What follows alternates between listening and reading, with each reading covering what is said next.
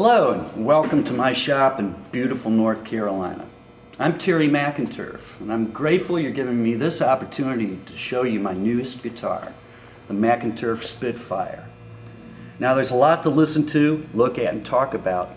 So let's make sense of it all by first taking a top to bottom tour of this guitar's feature set.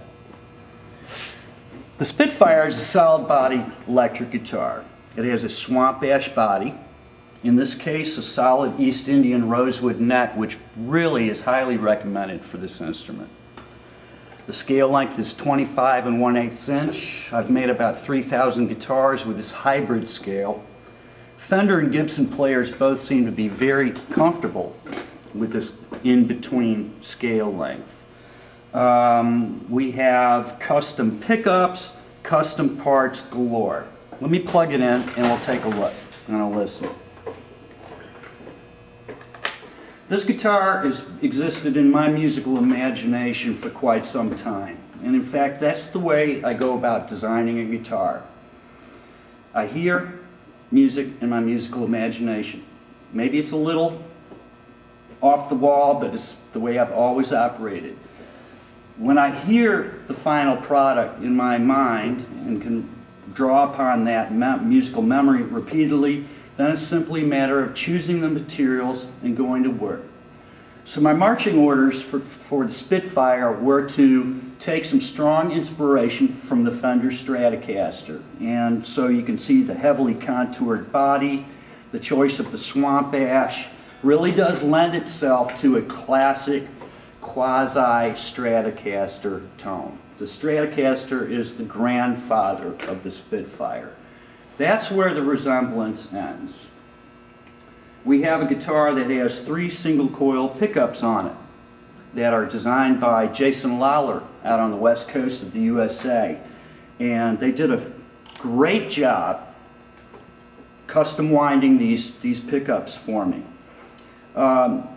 Another big feature of the Spitfire is new in the history of the electric guitar, and it's my Fulltech EQ circuit. We'll look at that in a minute, but I'm hoping you'll find that the Fulltech EQ is finally the tone control that you want to use. No batteries or anything.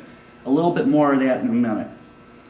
Let's listen to the guitar's just raw, basic sounds without the Fulltech EQ. Tour of the controls, master volume control, which is a custom taper potentiometer from CTS. It's got a nice smooth taper on it. The 3-way mini toggle switch here controls the Fulltech dual functions, low pass filter and sweep filter. When it's in the middle position, it's true bypass. None of the fancy electronics are interfering with any of the signal path. By the way, this humble little switch is military specification and it's rated for 150,000 mechanical operations. So you'd find it on the space shuttle. It really is that good. The rotary fader for the Fulltech is a custom spec CTS part. It took about 4 months of prototyping to get it just right. 5-way switch, pickup selector, yields are very familiar Stratocaster type pickup selections. Starting with the neck pickup. And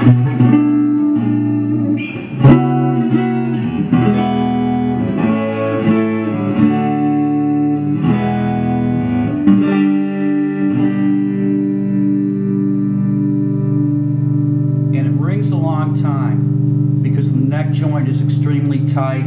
The rosewood neck is really conducive to sustain. So we have very stratish, but a little bit warmer. I didn't want it quite as bright as the Strat.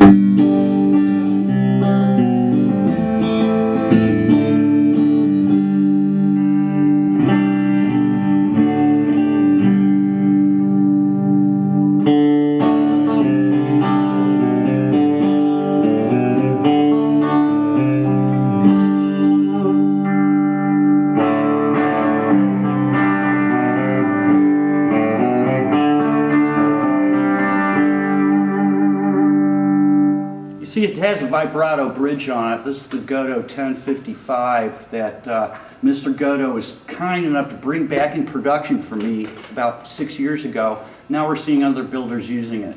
It stays in tune exceptionally well in combination with the new Grover locking tuners, which are the best locking tuners I've ever tried. So there's really no need for a Floyd Rose locking system anymore, in my opinion. Jeff Beck famously does all of his marvelous tricks with a non-locking system, and this one works just as well as any. These are new strings, man.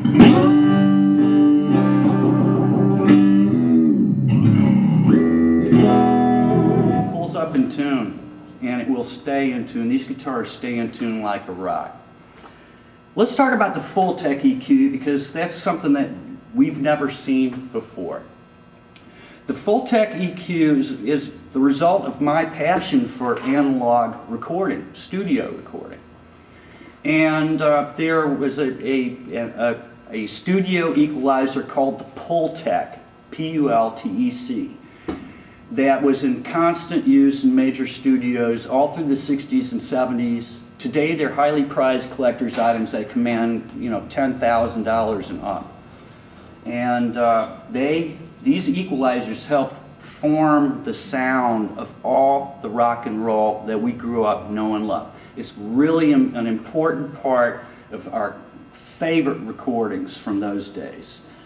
I figured, well, why not take a look at that circuit and extract what was important for guitar sounds, leaving out things that were good for kick drum, bass, vocals, cymbals, and narrow down the Fulltech's equalizing circuitry to the point where we could mount it on board a guitar and really get a tone control that's far more useful than you'd normally find on an electric guitar. There are no batteries. They're custom-made parts inside.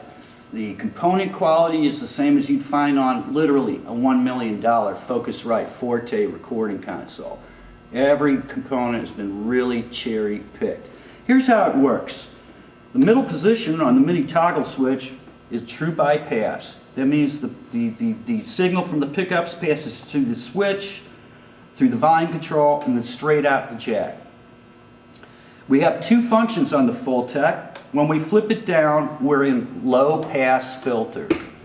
And this circuit, part of the circuit, was inspired by the low pass filter on the Harrison Model 34 swept input channel low pass filter, which as a recording engineer is my favorite low pass filter.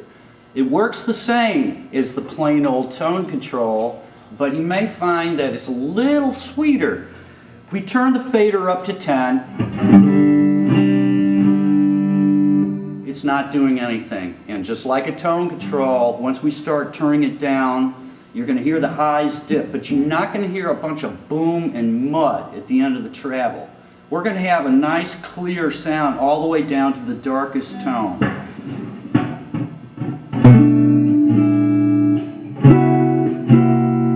Okay, we'll bring it down a little bit.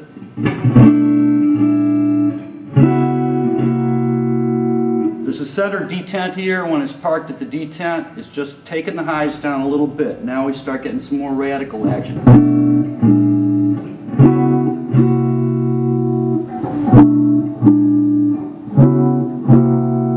Now, I hope you can hear on the camera microphone that we're bringing the highs down, but we're not bringing the low end at the front of the soundstage. There's actually two filters working against each other to maintain this balance.